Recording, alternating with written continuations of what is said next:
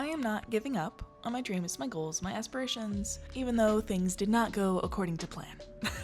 Hi, if you don't know, I'm Jenna. I am a science fiction fantasy author, and my debut came out in June, and since then, my life has gone completely off the rails. I had plans to change my life in 6 months, and during that course of trying to change my life, I decided to move to Canada, the place that I've always wanted to be.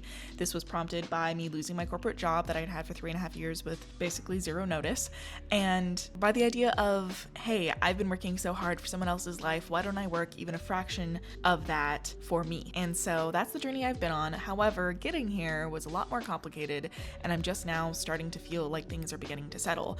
But that does not mean that I am ready to give up on 185. I already said that in a different video. I do want to make videos regarding changing my life in 185 days a little bit differently, and I want to change my life differently than I think I set out to when I started this challenge. So let's talk about it a little bit. So where am I at now? For starters, I'm in BC. I'm in the town of Kelowna, basically like the dream location for so many people, and I have a brand new desk set up, which I am very happy about. It's not my full office that I had at my condo in my last place, but a nice place to get started, and the desk I'm very thankful for. It was a gift for my birthday from my sibling, so thank you, Jay. But emotionally, spiritually, creatively, where have I been at? Burnt out, to say the least. I've been incredibly burned out by the idea of I worked so hard to get here only to find myself in the same position where I am working for someone else yet again. And in a previous video, I'd said, oh, I'm a full-time author now. And basically that entire time I was a full-time author, I was working on the goal of getting here. I was doing immigration paperwork, I was doing leasing documents, I was packing, and I basically had no time to do any of the full-time author things. And so now I'm trying to think of ways that I can try to achieve this full-time author dream while also needing to be the financial breadwinner at this point in time for my family, and also trying not to burn myself out along the way. So here's a couple things that I'm definitely wanting to change in terms of the challenge going forward, and definitely things that I'm going to be changing with my life to try and avoid burnout while also simultaneously still striving after the things that I'm actually passionate about. So for starters, hi Dad. If you guys are watching, I have a photo of my dad at my wedding family photo and my uncle who passed away, my dad who also passed away when I was a teenager, up on top of there, because one of the main things I wanted to do first thing in moving in here was sort of display something about where I came from versus the alternative, which is never actually printing out your wedding photos, because I know that is apparently a trend with a lot of people, is that they never actually print those things out. I basically recreated some of the memorial that was at the wedding, the like remembrance table basically. But in talking about my father, one of the things that I've seen by him recently, which everything around here reminds me of him for starters. I mean, this is Canada, this is where he's from. He's from Calgary specifically, but he spent time in the Okanagan where I now live, and it was a place where a lot of his stories growing up came from. It was not necessarily a great point of his life, but it was a point where he learned a lot, and at the very least a place where he got a lot of fun stories that he entertained us with, and just avoided the part where he was on serious drugs and alcohol. The reason why half of those stories happened. But in thinking about my dad, one of the things that I oftentimes think about is the fact that he did go through those terrible things, and a lot of that was self-inflicted upon himself, and in the end I think he wanted to redeem himself for a lot of those things in the way that he was, and the way that he thought he should do that is through overworking himself. And in the end, that's one of the things that killed him, was overworking to try and prove himself to people who never mattered. He wanted to prove himself to his birth family, who he never knew. And so I find myself oftentimes falling into that same kind of trap where I want to prove myself to people who don't matter, to people who are not here anymore. And it sucks. It does. And it has contributed largely to my own personal burnout, and it's not something that is serving me, serving my loved ones, serving my family in any sort of way. Because yes, while I may burn myself out working for somebody else to gain enough money to support us, in the end, I know what it's like to be me when I'm burnt out for long enough. I know what it's like to crash and burn. And that is not a reality that I want to be in long term. Right now it's necessary, but I'm kind of already planning sort of, not necessarily an exit strategy from these jobs, but a way to try to balance them. I have a freelance client, which is basically just like a second job, and I have as well my full-time job and a salaried position, and I also am trying to build a YouTube channel. I'm trying to build, an author career, and all of those things are not necessarily conducive to each other. So here's sort of my concepts to get around those, to try not to burn out while also trying to do everything. And the thing that I'm learning is that I can't do everything, and sometimes I need to outsource things, but the balance I'm trying to strike at this moment is, how much do I want to work for somebody else to gain the money, to be able to have extra cash, to be able to put into my endeavors, to be able to outsource things like video editing or my own social media creation or, editing covers, etc. How much work do I want to do to be able to make enough money to outsource those things to someone else? Or would I rather make less money, but then do everything myself? That is the balance I need to figure out how to strike. And I'm still trying to figure that out. So how much do I want to work for someone else and how much do I want to work for me? Of course, in an ideal scenario, I would work entirely for myself because that's what I've always wanted to do. However, I've also seen what it's like to be me when I don't have any structures in place, when I'm not working a job that's going to hold me accountable, and when I'm also stressed as hell about trying to make money. And I said in another video, I don't know necessarily if I want to put all of that stress of the income I need to make on something creative. Well, after trying to do 2 jobs plus my author career for the past month since I made that video, I also don't know whether or not I want to be working all those jobs to make ends meet. So I am being pushed and pulled in all these different directions, and one of the things that I realize is one of my main fears for making my full-time income off of being a full-time author is the idea that I will have to be present, and that is terrifying to me because being present online so that people know that I exist, so that people will find my work, is the only way I can obviously make money. It's how I can make AdSense, which, hello YouTube, just got my AdSense back. Love you guys, thank you. But being present online means that I have to be seen. And despite the fact that I've made YouTube videos for over a decade, that is something I am still terrified to do. I am terrified of the idea of being seen and being present online so that you guys can not just see me, but see me, if you catch my drift. I am terrified of the idea of not just my face being seen, because I already have body dysmorphia, especially after masking for so long during the pandemic. I literally did not recognize the lower half of my face. Tell me if you also feel the same way. But on top of that, it's not just the fear of looking at my face time and time again, hearing my voice time and time again, editing videos. It's also the fact of you guys will actually see, and it's not the physical appearance, it's this. It's you guys will see into my life, into my heart, into my authentic self. And I like to say that I'm very authentic online, but at the same time, my sibling called me out for using my customer service voice in videos recently. But at the same time, I was told by other people who I met in person that I act the same way I do in my videos. So it left me with the question of how much of the presence that I have online is built off of that customer service voice, and did I actually start implementing that voice in my everyday life? Did I start talking to people who are my friends like I would online, like it's a character, or was both authentic and my siblings just on crack? Debatable. So how much of the person I am online is the real me, and how much of it is not? Answer is, I have no clue because I don't know who I am. I have changed so much since starting this challenge, and even slightly before, even the past year or 2 years, that I'm not sure how much of me here is the real me and how much of it isn't. And I don't, because in the end, I just don't know who I am at this point. Am I the corporate girly working a corporate 9-to-5? Am I a full-time author? Am I a part author, part social media person? I don't know. And that is a scary place to be in because I like to always pride myself on the fact that I'm a creative and I'm passionate about what I'm, going after in my life. But then at the same time, I always had this second fear of I'm so passionate about being a full-time author, of sharing my stories, of being a presence online for hopefully good and something that can help other creative people. And yet I've always had the fear of what if they actually see me? What if they see me and it's not good enough, but somehow I am also still too much all at the same time? And it's been a fear that's been with me since I was a kid. And it's surprising considering I was a theater kid, I was a choir kid, I've been doing YouTube channels since I think I was a freshman in high school, so that's 15 years now, when I was originally a comedy channel. So you would think I would have gotten over this fear, and in reality, I haven't. In reality, I still struggle with it every day of showing up, being present, even typing out something on Threads or RIP Twitter. Terrified of the idea of being seen and perceived and people actually finding my content. I would post and it would get no likes or no views, and I would feel more comfortable with that perceived failure than I would be with people actually seeing me. And it's wild because I can go and post for my day job where people do see my face. If you're in the Okanagan area, you might see my face pop on a different profile on Twitter or TikTok and everything. But I can post there with not a care in the world. I can get a bunch of comments and just not obsessively read them. Even if they're negative, I just shrug it off. I don't care. But when it comes to my author career, I care about it so much and so deeply that even positive comments, I just assume they're going to be negative and I don't want to read them and I don't want people to actually view my content. And every time I have a video that blows up, I pull back. Every time I have something happen that is positive, or I get a nice, comment about my book, every time anybody actually perceives me, I pull back. And that is not a way that I can build my author career. It's not a place where people could find my books. And it's not because I'm terrified people reading my books. I think that they stand beautifully on their own. If I could do no social media marketing, people would find my books, I honestly might consider that just because of this fear, but I cannot let it control me. My fear will not give me the career that I want. It will not give me that passionate path where I get to share my passions and my creativity with other people. It's not something where I can have that fear and let it control me and have it prevent me from everything I actually want to do, from helping people and other creatives find their spark and add the magic back into writing for them, to make things not just about the corporate money aspect of publishing a book, but make it actually you loving the craft of writing. That's so much of what my little tagline on the internet is, which is making writing magical. I want people to feel the magic in their writing, in their craft, and their creativity.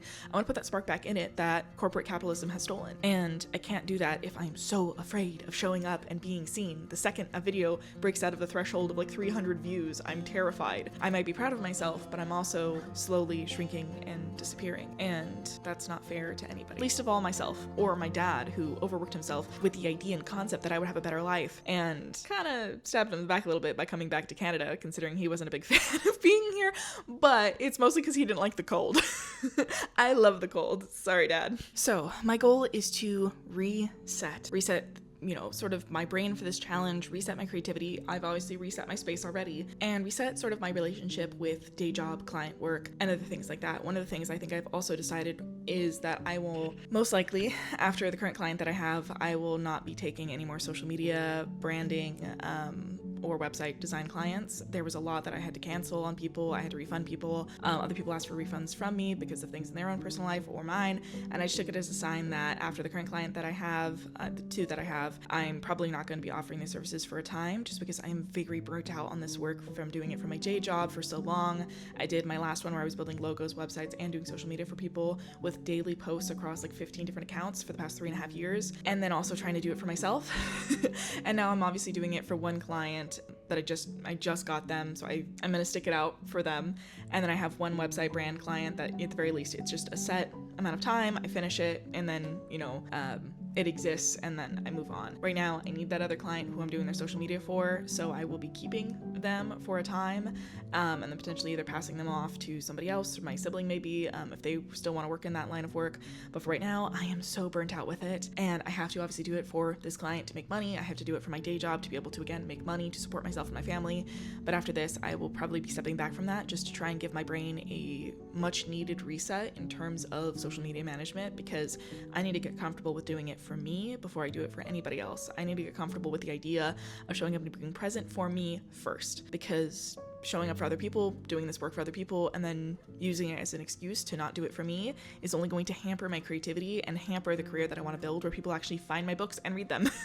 That's kind of the whole goal of being a full-time author, is that people find your book, and they can only find your book these days through social media marketing. And me not doing it for myself, but doing it for everybody else, has been a huge kick in the gut. The day that I helped my old CEO get his silver play button and I unboxed it with him and took pictures of him with it, I was so happy for him and I was so proud of myself for having got it. But then I was just looking at it like, why can't I do that for me? Why can't I do that for me? And yes, I had help. I had people who were filming and people who were doing the shorts on his channel, and it wasn't all just me, but I've done this again for 15 some odd years. I could do it for me, and I just don't. I'm terrified of that many people actually seeing me and seeing me authentically, not seeing me polish, sit down in front of the bookcase, film a whole video where I am speaking from a script and I have my quote-unquote customer service voice. I'm terrified of it, and I need to get over it, and I need to process through it, and I need to reset my brain in a way where becoming a full-time author can even be a possibility. So the reset plan is mostly focused around this idea I've come up with recently, which is the fact that I based most of the 185 Insane Challenge off the idea of routines. It was very routine based of do this many times a day, drink this many bottles of water, all of these things, with the idea that routines were the basis of success. This was something that I learned mostly from my former CEO, sort of his quote-unquote teachings and all of the books. He basically was just spouting an amalgamation of all of the self-help guru books and entrepreneur books that he had learned over the course of years, and a couple of his own things that he came up with, but all with the idea that you would work hard for him. But everything he would always spout is about routines, consistency. And what I've recently discovered is that I was always all my friends and my family are like, I'm pretty sure you have ADHD. And I'm like, maybe, but I never fully grasped onto some of the things that were common to come with ADHD. And I was like, I don't know, that diagnosis just doesn't feel right for me. And obviously, like, I need to go to a professional before I start doing that. But I would try to do like ADHD planners or other things like that just to see if they did work for me. And some things would and some things wouldn't. So I was like, I never feel like I feel comfortably in this box. And I know the diagnosis can have a lot of different meanings, but what I recently discovered is actually a lot of things that I actually had that people were thinking were ADHD are actually also common with people with OCD, which I do have. And so I was looking into it a little bit more with issues people would have with productivity when it comes to their OCD. And that aligned with me so much more. I was even talking to it with my sibling Jay, who's also trying to do this challenge with me, although they fell off a little bit. I'm calling you out. But I was trying to do some research on this, and they were like, that sounds a little bit more like me too. Maybe neither one of us have ADHD, we just have OCD, and that's causing problems with our productivity. And I was like, okay, yeah, I think that's actually what makes most sense to me. So I'm trying to look up ways for productivity that work for my OCD. And one of the things that I found is that routines don't really work for people with OCD because then they're worried about doing it perfectly. They have to do every minutia thing in a specific order, a specific time frame. Like, we want to get it perfect. And if we're so focused on making these small routines, like a certain number of bottles of water drank, perfect, a certain amount of steps, perfect, all of these different types of things, then we fall off on the bigger projects because we're prioritizing the quick, easy wins of perfection versus the bigger projects that actually mean the most to us. So one other thing I also learned is that task switching with OCD is very difficult because you want to start the task and end the task perfectly, and you want to have a perfect time doing it. So if you're doing a multitude of these little tiny routines, you're task switching so often that it's really, really hard. So one of the things that I discovered and that I have known about myself but been fighting my whole life because of the idea of routines and consistency is the idea of sprints instead of routines. Let's dive into that. So what is this idea of doing sprints instead of routines? Basically, it's working really, really hard, hyper-focusing on one specific thing or area, and then when it's done and completed, you're allowed to switch. Versus doing routines of, oh, I'm writing this many words for this many hours before work, and then I'm gonna do this on my lunch break, and then I'm gonna do this. That has been a pain in my ass for my entire life.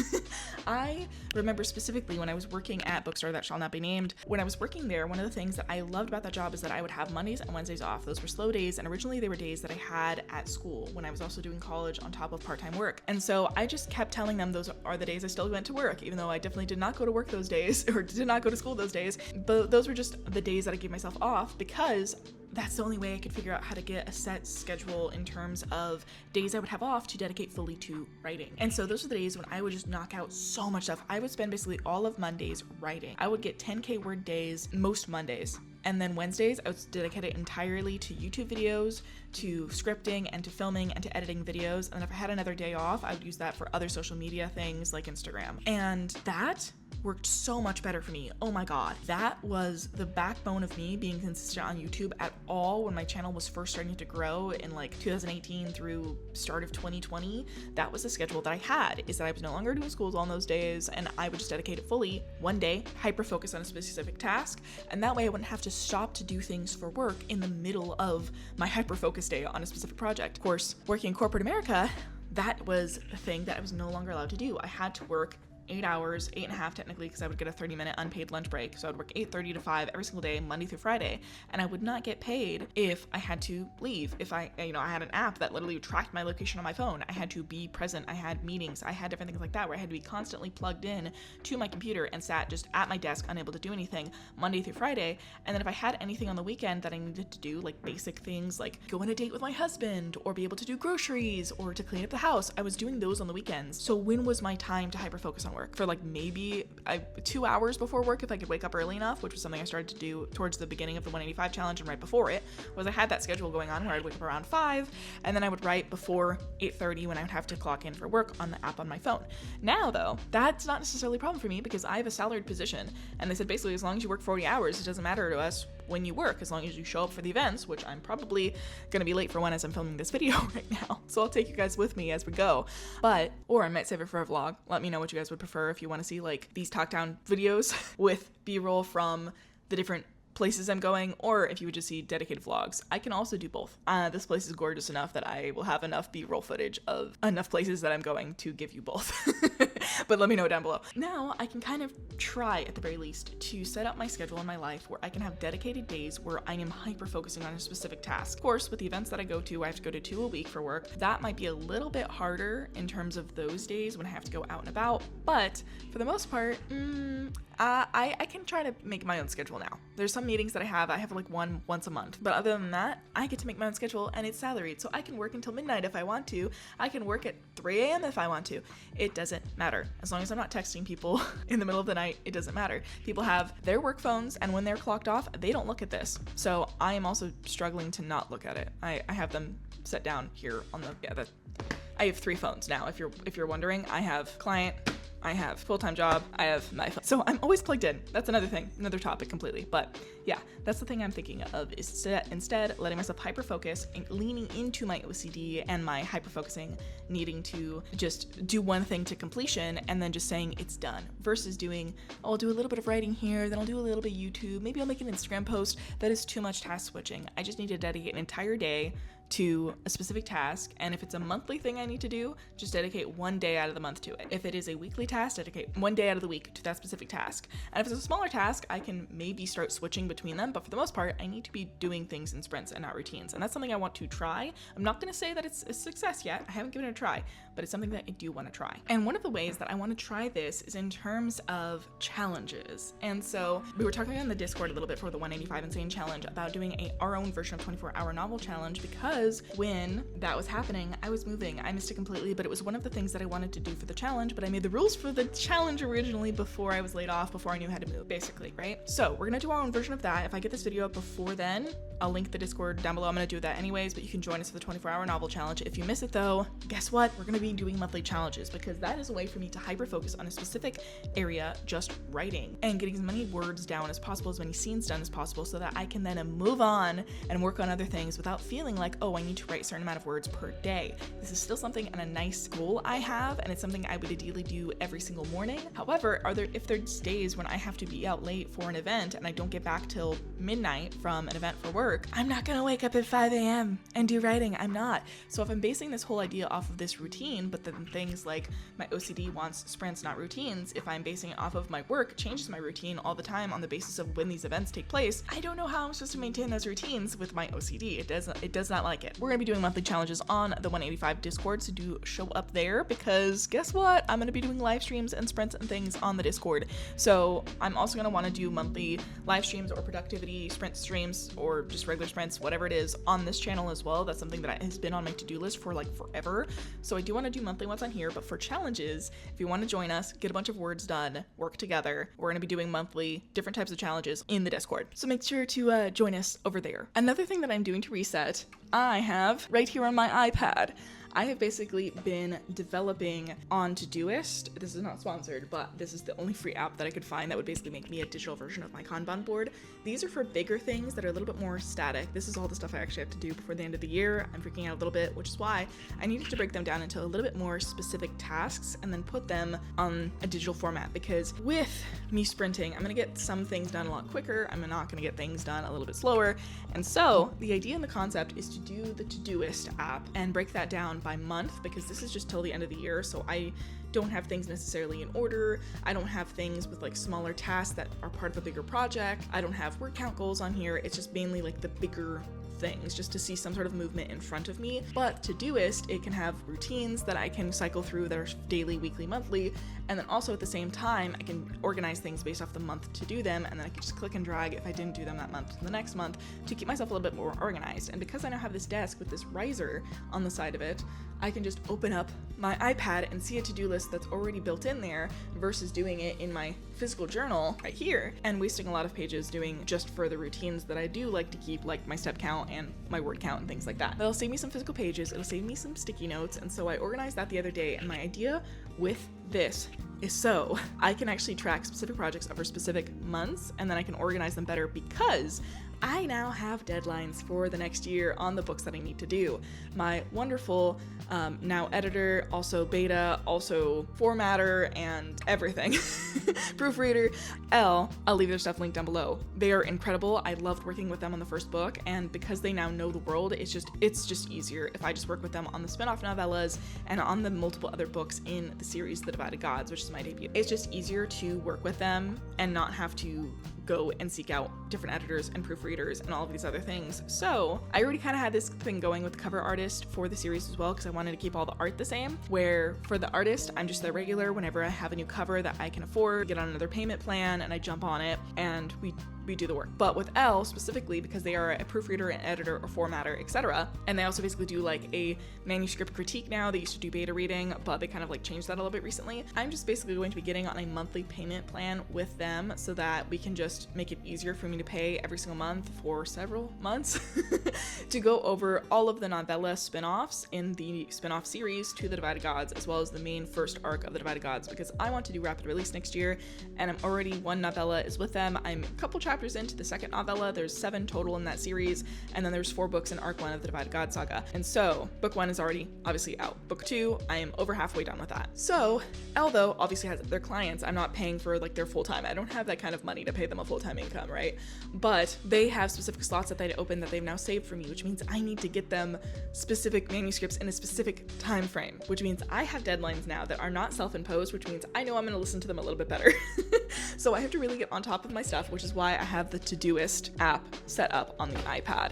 And so my sort of concept behind this is that now that I have these solid deadlines, I do need to adhere to them, because I have Elle waiting, because I now paid for Elle's time, and if I don't get them the stuff, that's a waste of money for me. And it also takes away from other people who could be working with them, and it also takes away from the fact that like, hey, if I don't pay them and they don't get the work, like that's shit for them, right? So now I have a contract keeping me more in line, let's say, with my to-do list and my dreams. And so I do need to keep on track of those things. So I'm now resetting all of my goals mostly around the idea of writing. But the whole thing too is that spending all of this money on proofreading, the editing, the formatting, etc. of the novel, as well as the covers, is a lot of money to spend for a book that's not selling. I'm gonna be transparent. It's been 3 months since Between the Shadows of the Dawn came out, and I've sold about 18 copies. And mostly it's because that whole fear of being seen, of marketing my book, of being seen actually trying to sell my book, and it not going well. I would much rather, honestly, not try or not be seen trying to market my book and then still getting some sort of sales, so I can do a little hair flip like, oh, I'm not even trying. So that means,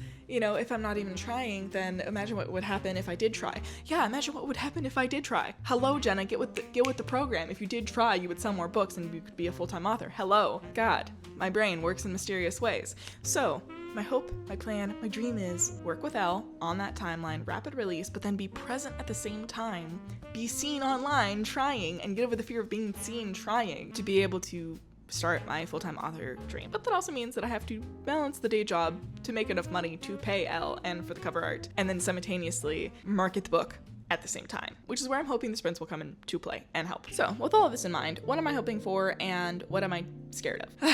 I'm hoping that this will help me be a little bit more consistent in terms of things, because I don't like the idea of consistency for the sake of consistency, just for the sake of being somewhere and doing it poorly. I would rather take my time with things, but the internet doesn't really like that. It likes instant gratification. So I'm hoping that by doing sprints instead, I can basically just plan out and advance things so that I don't run the risk of disappearing, falling off, and so that I can have days where I'm just not connected to the internet. I hate having to be connected every single day, getting breaking news of something else horrible happening when I'm already in a bad headspace. I don't need that necessarily right now in my life. I've been connected enough that I need to just take a step back sometimes. And I still want to obviously know what's going on in the world. I still want to be plugged in and have my woke agenda, etc. But at the same time, some days I have depression. I can't do it. Like some days I just need to be able to unplug from my 3 different cell phones that I have and be at peace for like a minute. I want to be able to have days where I can just play video games if I want to. I want to have days where I just plan to just hang out with my family, to make friends in my new town, to go and experience this brand new gorgeous town that actually has leaves that change color. Oh my God, my California heart. I saw a crunchy leaf and it hit me in the face the other day and I was blessed. But I want to have these things in my life so that I don't have to be present every single day, so that I can have days where I can unplug, where I can properly relax and reset my nervous system, because the last thing I want to do is end up working so hard for my family only to leave them early like my dad did, because I was overworking myself the entire time. My dad died from a heart attack on a job site, and I don't want that to be me. But I'm still also worried about the idea of disappearing, of putting in all this hard work and this effort and then getting burnt out and then not wanting to be present, to not show up, to not face people, with disappearing again, with getting a bunch of followers, getting a bunch of people on Patreon, and then never posting anything because I am terrified that it'll be too much or not enough or a mix of both somehow. And it's something that is a fear that I'm still trying to get over, but it's something that I have to face at this point in my life. So if this is something you're relating to, I'm hoping that this channel will be for you, and that through the process of me getting over my burnt out to hopefully becoming a bestseller one day, we can do this journey together and kind of figure out a way to balance life that has its demands of us and our creativity, which wants our heart and our souls at the same time, while also keeping enough of ourselves for us so that we can relax, so we can heal, so we can together build the author career and life of our dreams. So if this is interesting to you, do check out the Discord down below for 185, and also remember to subscribe, because I'm trying to make weekly videos, and eventually I want to build up to 2 a week, so you guys can also get vlogs of the gorgeous, fantastic town that I'm in that I love so much. So do let me know what you guys think of this, if you've experienced any of this at all, because I would love to know, because I hate the idea of being alone in this. I'll catch you guys later, so bye! Who's gonna save you? Who's gonna make you not lose?